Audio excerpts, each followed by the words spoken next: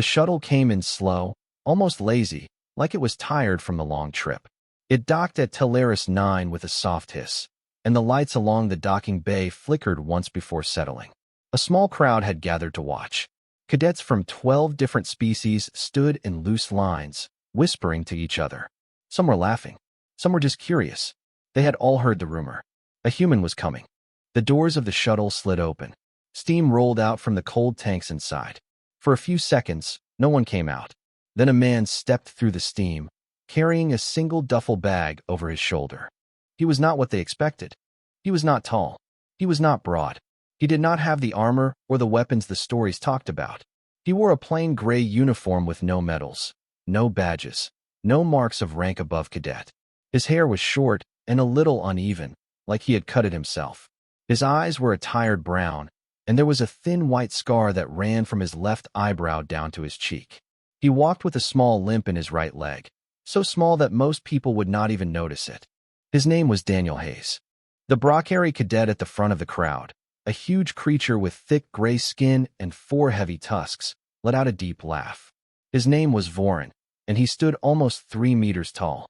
He turned to the cadets behind him and spread his massive arms. "This," he said in the common tongue, "this is the great human warrior? This little soft thing." The crowd laughed.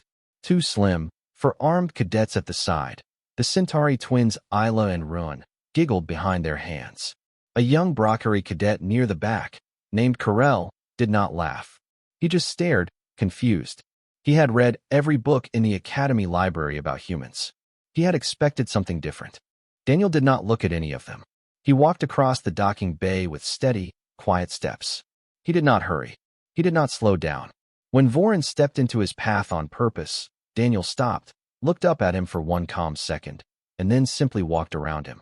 He never said a word. Vorin's laugh died in his throat. He had expected the human to flinch, to argue, to be afraid. Instead, the human had looked at him the way a man looks at a chair he is about to move out of his way.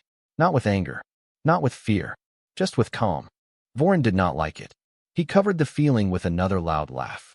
"Sleep well, soft one," he called after Daniel. "Tomorrow the training begins." Daniel did not turn around. At the edge of the docking bay, near the inner hallway, a tall figure stood with his hands folded behind his back. He was a Vashan, his body made of pale blue crystal that caught the light and bent it into soft colors. His name was Commander Threll, and he was one of the senior instructors at the academy. He watched Daniel walk toward him. When Daniel reached him, Daniel stopped and gave a short, simple salute. Not the loud coalition salute, just a small one. Tired, honest. "Cadet Hayes," Threll said in a voice that sounded like wind moving through glass. "Welcome to Teleris 9. "Sir," Daniel said. That was all. Threll studied him for a long moment. He looked at the scar, the limp, the duffel bag, the quiet eyes. He looked the way an old man looks at another old man, even though Daniel was only in his 30s. Then Threll nodded slowly. "Squad 7, he said. "Bunk near the recyclers. Training begins at 0600. "Yes, sir." Daniel walked past him into the hallway. Threll watched him go, and for a moment, the crystal of his face shifted into a color the other instructors would have recognized as sorrow. The bunk room was small and warm from the recyclers humming behind the wall. 3 other cadets shared the room, but they were all out at the evening meal. Daniel set his duffel bag on the empty bed. He did not unpack much. A folded jacket, a small metal cup, a worn book with no title on the cover, and, wrapped in a clean cloth at the bottom of the bag, a knife. He did not look at the knife for long. He put it under his pillow and closed the bag. That night, when the lights dimmed and the other cadets snored softly in their bunks, Daniel did not sleep. He left the bunk room quietly and walked through the long, empty hallways of the station until he reached the observation deck. The deck was a wide, curved window that looked out into deep space. Stars burned cold and white across the dark. Daniel stood close to the glass. He found one star in particular, far away, smaller than the others. A pale yellow one. That star had once warmed a planet called Kestrel. Daniel placed one hand flat against the glass. His hand trembled, just a little. He closed his eyes. "I'm sorry, Marie," he whispered. His voice was barely louder than the hum of the station. "I'm sorry I came back without you." He stood there for a long time. He did not cry. He had used up all his crying a long time ago. He only stood and looked and remembered. Behind him, deep inside the station, in a sealed office that no cadet was allowed to enter, a senior officer of Coalition intelligence had just landed. In his gloved hand, he carried a small black data crystal, marked with a single human emblem. It was the kind of crystal the Coalition only opened when something terrible was about to happen. And something terrible was already on its way to Teleris 9. The cadets just did not know it yet. 2 weeks passed on Teleris 9, and in those 2 weeks, Daniel Hayes became the favorite joke of the entire academy. It started on the first morning in the running yard. The cadets ran a 5-kilometer track around the inner ring of the station. Vorin finished first, of course, with his long, heavy legs pounding the floor like a war drum. The Centauri twins came second and third, moving like wind on 4 arms each. Kestrel finished in the middle. The other cadets came in one by one. Daniel finished last. Not by a little, by a lot. He jogged across the line almost a full minute after everyone else, breathing steady, not even sweating much. The cadets watched him with their mouths open. A human should at least be tired. A human should at least be trying. But Daniel looked like a man taking a walk through a quiet garden. Vorin roared with laughter, slapped his own chest with his huge hand, and shouted, "The soft one walks. The soft one walks." The cadets joined in. Even some of the instructors smiled. That night in the mess hall, Isla, the older of the Centauri twins, stood up from her table and walked across the room with a slow, exaggerated limp, copying Daniel's small, stiff step. The hall exploded with laughter. Ren almost fell off his bench. Kestrel looked down at his food and did not laugh, but he did not stop her either. Daniel sat alone in the corner. He ate his food. He did not look up. The next day was combat training. The cadets paired off with practice staves. Daniel was paired with a Drathan exchange cadet, a lean reptile-like fighter with green scales and quick reflexes. The Drathan grinned, sure of an easy win. He came in fast, swinging his staff in a sharp downward arc. Daniel blocked it, just once, with one hand. Then he stepped back and lowered his staff. "I yield," Daniel said quietly. The instructor frowned. "Cadet Hayes, the match has not started." "I know, sir," Daniel said. "I yield." The Drathan stared at him. The other cadets stared too. Vorin made a loud, disgusted noise from across the room. Isla covered her mouth. Kestrel felt his face turn hot, though he did not know why. It was the same in every class. Tactical simulations, where Daniel chose strange retreat paths that the instructors marked as inefficient. Marksmanship drills, where Daniel fired exactly enough shots to pass, and not one more. Hand-to-hand sparring, where Daniel let himself be thrown again and again without ever truly fighting back. By the end of the second week, Squad 7 was the lowest-ranked squad in the academy, and most of them blamed the human. One evening, after dinner, Kestrel found Daniel sitting alone on the observation deck again, looking out at the stars. Kestrel was young, only 16 by Brockary counting, and he had grown up on stories of the human war fleets. He had wanted those stories to be true. He had wanted to meet a hero. He had not met one. "You make us look weak," Kestrel said in a small, angry voice. He stood behind Daniel with his fists clenched. "Every day, you make humans look weak. You make our squad look weak." Daniel did not turn around. He kept looking at the stars. "I read the books," Kestrel went on. His voice cracked a little. "I read about the human battles. I told everyone humans were strong. I told them. And now they laugh at me too. Because of you." Daniel was quiet for a long time. Then he spoke, soft and even. "What did the books say, cadet?" Kestrel blinked. "What? The books? About the human battles. What did they say?" Kestrel hesitated. They said humans fight to the last. They said humans do not stop. They said one human killed 2,000 Drathan with a knife on a world called Kestrel." Daniel did not move, but something in his shoulders changed. Just a little. Kestrel could not name it. "And do you know what happened to that human?" Daniel asked. He became a hero." "No," Daniel said. "He became tired." Kestrel did not understand. He waited for more, but Daniel said nothing else. After a while, the young Brockary turned and left. That same night, in the senior office on the upper deck, Commander Threll sat across from the Coalition intelligence officer who had arrived 2 weeks before. Between them on the desk lay the black data crystal. "You must let me show this to the cadets," Threll said softly. The officer shook his head. He was a tall, thin Voshan as well, but his crystal was a darker blue. Classified. The order came from the council itself. The human does not want it shown. He asked for it to be buried. He asked, Threll said, but he did not refuse if it was needed. It is not needed. Threll's crystal face shifted slowly into the color of deep evening. Brother, I have watched him for 2 weeks. He carries something. The cadets do not see it. They laugh. They are children. But he is a soldier who has been to a place none of them can imagine. He came here to rest, and we are letting them break him. The intelligence officer was quiet. If the day comes, he said at last, when the station is in true danger, only then, you may unlock the crystal. Threll nodded once. He took the crystal and locked it inside a small wall safe. Far below the office, deep in the lower decks, the station's outer sensors recorded a strange ripple in the slip tunnel currents near the edge of the system. The technician on duty marked it as interference and went back to his tea. It was not interference.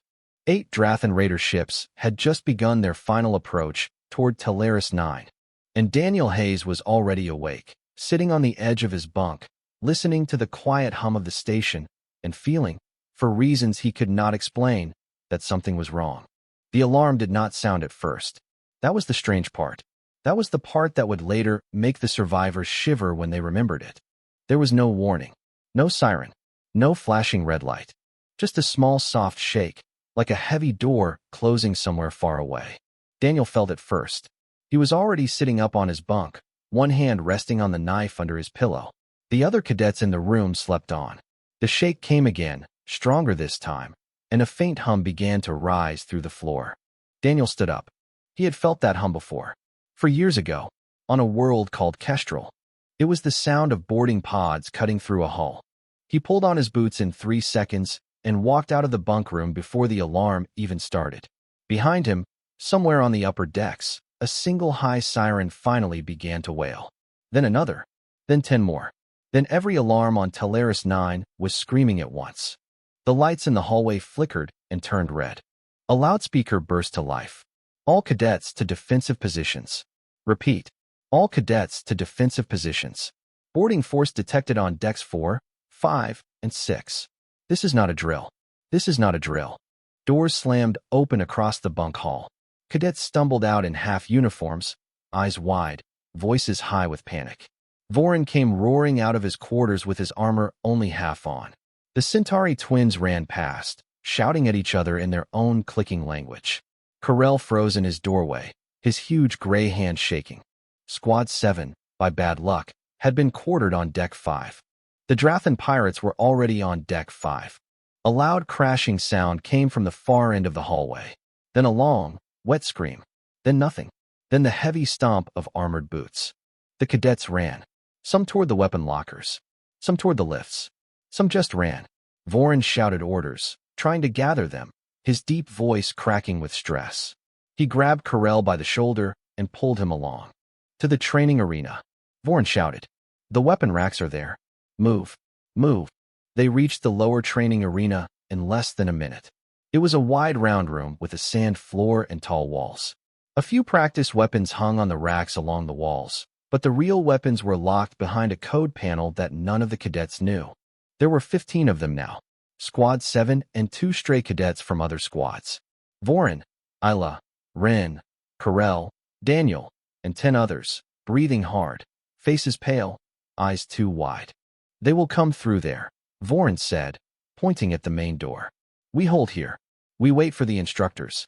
The instructors are not coming, said a small Centauri boy from another squad. He was crying. I saw on Deck 4. They killed 2 instructors. I saw them. Isla made a soft choking sound. Rin grabbed her hand. They will come, Vorin growled, but his voice was thin. They will come. The door at the far end of the arena began to glow red around the edges. Someone outside was cutting through it with a plasma torch. Vorin pulled a practice staff off the wall. The wooden kind. Useless against armor. He gripped it anyway and stepped to the front. Stand with me, he ordered. His voice shook. Stand with me. We are warriors. We are coalition warriors. Stand with me. A few cadets stepped up, holding staves and dull training blades. Most stayed back, pressed against the far wall. Kestrel stood half behind Vorin, his eyes wet, his huge hands empty. The door fell with a crash. 6 Drathan raiders walked in. These were not the lean exchange cadets the Academy hosted. These were full-grown war Drathan, 2.5 meters tall, covered in black armor, each one carrying a heavy plasma rifle and a long curved blade at the hip. Their helmets had no faces, just smooth black plates. The lead Drathan raised his rifle without a word and fired. The plasma bolt hit Vorin square in the chest. The huge Brockary was thrown backward across the arena floor, his practice staff flying out of his hand. He landed hard, his armor smoking. He did not get up. He was breathing, but barely. The cadets screamed. The lead Drathan kept walking. He pointed his rifle at the small Centauri boy who had been crying. He fired again. The boy did not even have time to make a sound. Isla collapsed to her knees. Rin stood frozen, staring at the dead boy. Kestrel sank against the wall, shaking. The Drathan raised his rifle a third time, this time at Kestrel. And then a quiet voice spoke from the back of the arena. "Hey." The Drathan paused. He turned his helmeted head. Daniel Hayes walked forward from behind the cadets. He had not run when the others ran. He had stayed in the back, watching. Now he walked between the frightened cadets and the Drathan raiders, slow and steady, like he was crossing his own living room. He bent down beside Vorin's body. He picked up the plasma rifle that the Brockary had dropped, the real one, the one Vorin had grabbed from the open weapon locker that the falling door had broken open. Daniel checked the magazine. Click, click, full. He stood up. The Drathan tilted his head. Through his helmet speaker, his voice came out flat and cold. "Stand aside, soft one, or die first." Daniel looked at the 6 Drathan. He looked at the cadets behind him. He looked at Kestrel, who was staring up at him with wide, wet eyes. "Get behind me," Daniel said softly. "All of you, get behind me, and stay down, and do not look." Kestrel could not move. "Why?" Daniel did not answer right away. He raised the rifle. His hands were perfectly still. His tired eyes had changed. They were not angry. They were not afraid. They were empty in a way that was somehow worse than both. "Because," Daniel said quietly, "you should not have to see this." Then he fired. The first plasma bolt took the lead Drathan in the throat, in the small gap between his helmet and his armor. He fell without a sound, his weapon clattering on the sand floor. The other 5 Drathan raised their rifles. They were fast, trained, deadly. Daniel was already moving. He did not run forward like a hero in a story. He did not shout a battle cry. He did not leap or spin. He stepped sideways, low and smooth, behind one of the heavy training pillars that stood in the middle of the arena. A storm of plasma bolts crashed into the pillar a moment later, but Daniel was no longer there. He was already at the next pillar, then the next. The cadets watching from the back of the arena could barely follow him. He did not look fast. He looked normal, but the Drathan kept missing him. They kept firing at the place he had just been. From behind the 3rd pillar, Daniel fired once. A Drathan dropped. He moved again, fired again. Another Drathan fell. The remaining 3 split up, trying to flank him. That was a mistake. The arena had 4 pillars and a low wall around the central pit. Daniel had counted all of it in the first 3 seconds he had walked in. He knew which corner gave a clean line of sight to the door. He knew which pillar blocked a flanker. He knew where the shadows fell from the broken lights above. He used all of it. Kestrel watched, half hidden behind Isla, with his mouth open. The young Brockary had read about human soldiers. He had imagined giants with glowing weapons, shouting and burning. He had not imagined this. This was quiet. This was almost gentle. The man with the limp moved through the room the way water moves down a hill. Smooth, patient, always finding the lowest path, the easiest way through, the smallest opening. The 4th Drathan tried to throw a stun grenade. Daniel caught it out of the air with his left hand, in one calm motion, and threw it back. It went off behind the Drathan's helmet.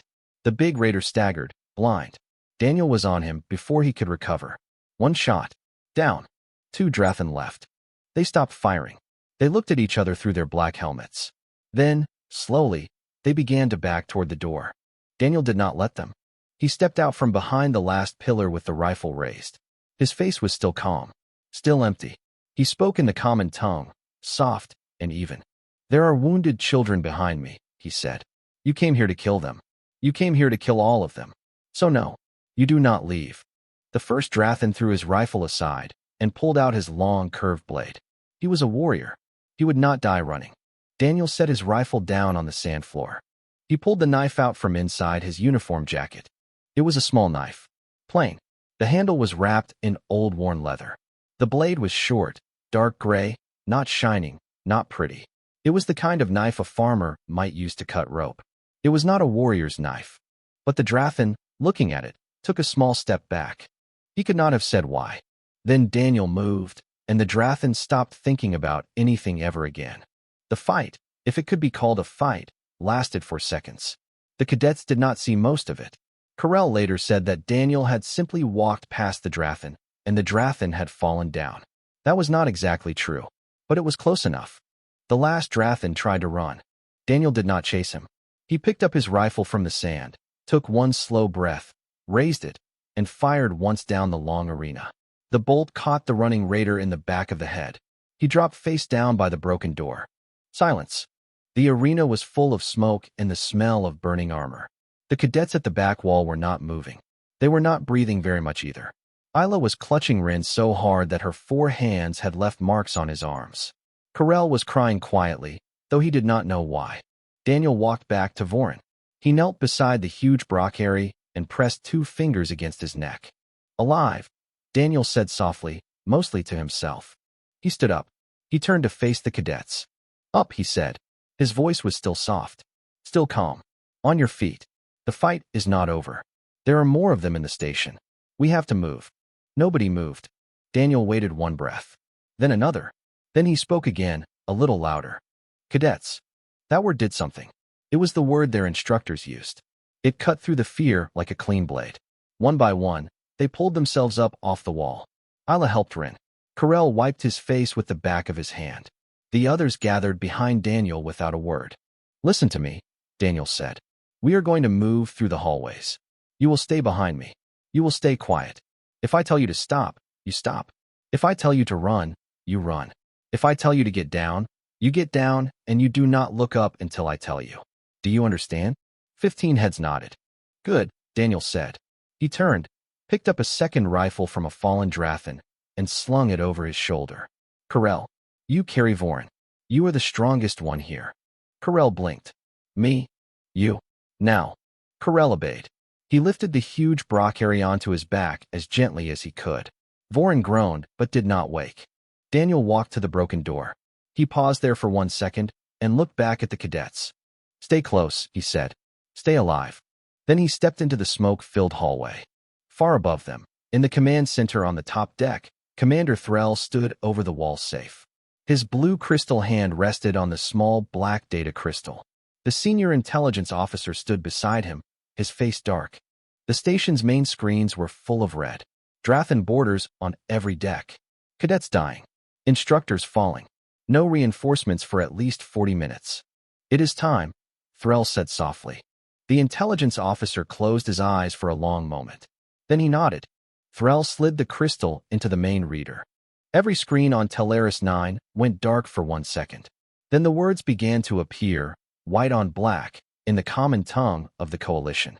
Classified File 7714K. The Battle of Kestrel Outpost. Day 1. And the footage began to play.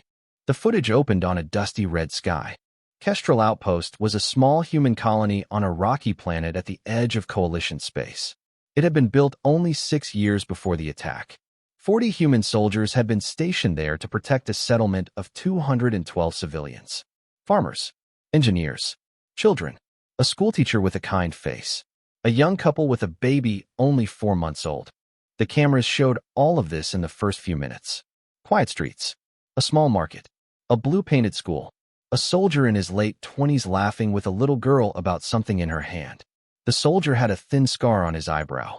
The cadets in the med bay, watching the screens above their beds, drew in a soft breath together. They knew that face. They knew that scar. It was a younger Daniel Hayes. In the command center, Threll did not turn away from the screens. The senior intelligence officer stood beside him with his crystal hands folded. Neither of them spoke. The footage skipped forward. Day 1 of the attack. The Drafin war host arrived without warning. Not 8 ships. 8,000 soldiers. A full battle host, sent to wipe Kestrel off the map as a warning to other Coalition border worlds. The Drathan did not know yet that humans had only just joined the coalition. They did not know yet what humans were. The footage showed the first night. Sergeant Hayes, 29 years old, standing in a small command room with his unit.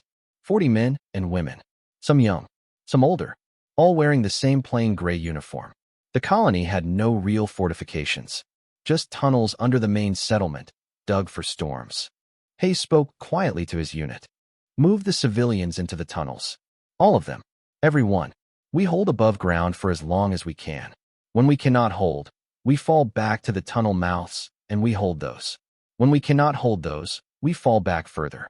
We do not stop falling back until there is nowhere left to fall. A young soldier asked Sarge, the relief fleet. How long? Hayes looked at him. He did not lie. 9 days. The young soldier swallowed. 40 of us against 8,000. For 9 days. Yes, Hayes said. Sarge, we are going to die. Hayes put a hand on the young soldier's shoulder. His voice was very soft. Yes, he said, but the children are not. The footage cut forward. Day 3. 22 soldiers left. The footage showed Hayes moving through a tunnel in the dark, a rifle in one hand and a flashlight in the other. There were dead Drathan piled at a corner where his unit had ambushed a column. There were dead humans too. He passed each human body and paused for exactly 1 breath at each one. He did not stop longer. There was no time. He kept moving. A civilian woman in the deep tunnels was holding the 4-month-old baby. The baby was crying. The mother was crying too. Hayes knelt beside her in the dark and gave her his own ration bar. Eat, he said. You needed to feed the little one. Sergeant, are we going to live? Hayes was quiet for a moment. Then he smiled. It was a tired smile, but a real one. Yes, ma'am, he said. You are. The cadets in the med bay began to cry. Isla was sobbing. Carell, watching on a screen from a hallway monitor as he carried Vorin behind Daniel, had tears running down his gray face. He did not wipe them. Day 5. 11 soldiers left. Day 7. 4 soldiers left. The footage on Day 7 showed Hayes and 3 others, in a small chamber at the deepest tunnel mouth, the last line before the civilians. They were out of plasma cells. They had pistols with a few rounds each. They had knives. They had nothing else. Hayes looked at the other 3. A young woman named Reyes. A medic named Cole. An older man named Park. You 3 go back, Hayes said. Stand at the civilian door. If they get past me, you hold that door. Sarge, Reyes said. You cannot hold this alone. I can hold it for a while, Hayes said. A while is enough. The fleet is 2 days out. 2 days. Hold that door for 2 days. Do you understand? Sarge. Soldier. Do you understand? Reyes nodded slowly. Park nodded too. Cole reached out and squeezed Hayes' shoulder, then turned and walked away with the other 2. Hayes was alone in the chamber. The footage that followed was the part the coalition had buried. It was not heroic in the way the alien instructors taught heroism. It was not loud. It was not proud. It was a man with a knife in a stone room in the dark, fighting wave after wave of armored Drathan warriors who came at him through a single narrow doorway. He did not stop. He did not rest. He bled from a dozen places. He limped from a wound in his right leg that the medics had not been able to fully close. But he did not stop. On day 8, the cameras showed him kneeling for 1 moment to drink water from a leaking pipe. Then he stood up and went back to the doorway. On day 9, the relief fleet finally landed. Coalition soldiers poured into the tunnels expecting to find the colony wiped out. They found 212 civilians alive in the deep chamber, guarded by 3 exhausted human soldiers at a sealed door. They found Sergeant Daniel Hayes kneeling at the tunnel mouth. He was covered in blood, almost none of it his own. The bodies of Drathan warriors were piled around him so high that the soldiers had to climb over them to reach him. The coalition counted later. 2,047 Drathan dead in that one chamber, most of them killed with a knife. The relief soldiers thought he was dead at first. He was kneeling so still. Then he raised his head. He looked at the coalition officer who reached him first. His eyes were the eyes the cadets now knew. Tired, empty, calm. The civilians, he whispered. Are they alive? All of them, the officer said. All 212. Sergeant, all of them are alive. Sergeant Hayes nodded once, and then he fell forward into the officer's arms and slept for the first time in 9 days. The footage froze on his face. Across Talaris 9, every alien cadet, every instructor, Every officer stood in silence. And in the hallways of Deck 3, Daniel Hayes walked on through the smoke, leading the cadets toward the next door, and he did not know yet that the whole station had just seen who he was. Smoke filled the hallway on Deck 3. The emergency lights painted everything a deep red. Somewhere far above, a section of the hull groaned under stress. Somewhere far below, the engines hummed in a worried high note. Daniel Hayes moved through it all at the same steady pace. Behind him, 15 cadets moved in a tight line, with Kestrel at the back carrying Vorin on his shoulders. They had passed 3 groups of Drathan boarders already. The first group, Daniel had killed before they knew he was there. The second group, he had let walk past, hiding the cadets in a side closet while the raiders searched the wrong way. The third group, he had ambushed from above, dropping from a maintenance vent he had spotted while the rest of them had been busy being afraid. The cadets had not spoken in 20 minutes. They only watched and walked and tried not to fall behind. At a junction on Deck 3, Daniel paused. He raised a hand. The cadets froze. A wall screen near the junction was still working. It had stopped showing the security cameras. It was now showing a face. A younger human face, with a thin scar on the eyebrow, kneeling in a stone chamber filled with the bodies of his enemies. Kestrel looked up at the screen. He looked at Daniel. He looked at the screen again. Isla covered her mouth with all 4 hands. Daniel did not look at the screen. He did not have to. He knew what it was. He had known the moment the cadets started looking at him a different way 10 minutes ago. He had felt their eyes change. He had said nothing. "Move," he said softly. "We are almost at the command center stairwell." They moved. In the command center, Kestrel watched the live security feed of Daniel and the cadets approaching. The intelligence officer stood beside him.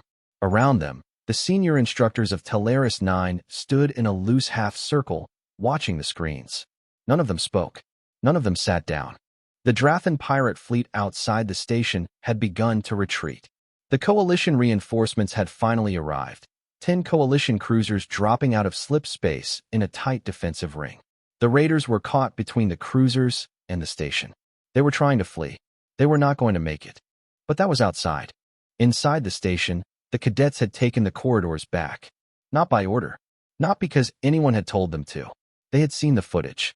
They had seen what one human soldier had done to save 212 people he had never met. And they had understood, finally, what they themselves were supposed to be.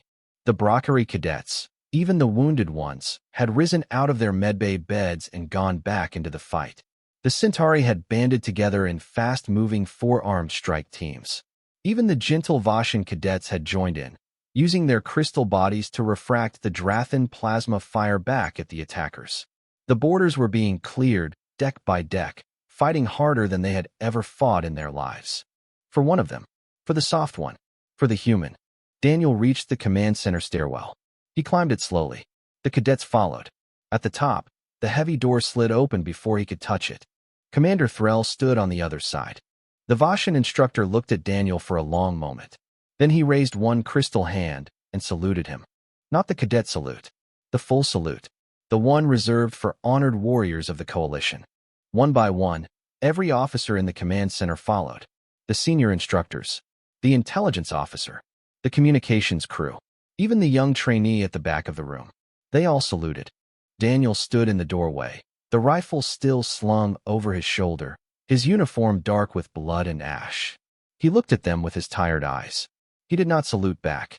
He did not nod. He did not smile. He just said, very quietly, "Get medical to my cadets first." The medics came running. The fighting ended 40 minutes later. The Drathan raider fleet was destroyed except for 2 ships that escaped into slip space, broken and burning. Inside Teleris 9, the last of the boarders had been captured or killed. 18 cadets had died. 6 instructors had died. It was the worst day in the Academy's 300-year history.